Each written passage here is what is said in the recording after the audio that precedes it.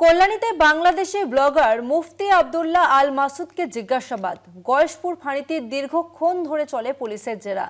পুলিশের হাতে উদ্ধার হয়েছে মেয়াদোত্তীর্ণ বাংলাদেশি পাসপোর্ট। তসলিমা নাসরিনের পোস্ট ঘিরে চাঞ্চল্য ছড়িয়েছে এলাকাতে। কল্যাণীতে বাংলাদেশি ব্লগার মুফতি আব্দুল্লাহ আল মাসুদকে জিজ্ঞাসাবাদ পুলিশের।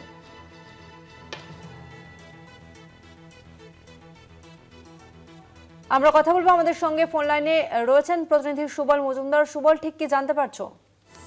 তো এই যে ব্লগার, বাংলাদেশি ব্লগার, তিনি গয়েশপুরে একটি ভাড়া বাড়িতে থাকতেন এবং যেটা জানা যাচ্ছে যে বাড়ির মালিক কিন্তু এখানে থাকতেন না, তিনি চাকদার বাড়ি, তিনি এটি ভাড়া দিয়েছিলেন। এবার সেখানকার মানুষের একটু সন্দেহ হয়, তারা তারপরে বিষয়টি নিয়ে যে গয়েশপুর ফাঁড়িতে জানায়।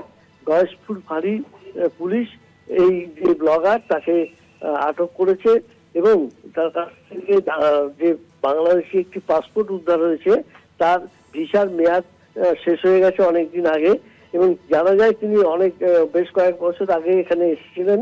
ভারতের বিভিন্ন জায়গায় তিনি ভাড়া থাকতেন। তাকে এই ৩-৪ মাস আগে সে কিন্তু গয়েশপুরে একটি বাড়িতে ভাড়া নিয়ে থাকতেন, যদিও বাড়ি থেকে খুব একটা বেরোতো না। এলাকার মানুষ যেটা জানিয়েছে যে খুব একটা বাড়িতে তিনি না বেরোলেও তার বাড়িতে কিছু বাংলাদেশি লোকজনকে আসা যাওয়া করতে তারা দেখেছে। এতেই তাদের সন্দেহ হয়, তারা কিন্তু এই ফাঁড়িতে জানায়। পুলিশ যেহেতু এই ব্যাপারে এখনো কিছু জানায়নি, তবে তাকে আটক করে জিজ্ঞাসাবাদ করছে বলে জানতে পারছি। পুলিশ সূত্র থেকে কিছু জানানো হয়নি। তসমিনা, ধন্যবাদ সুবল।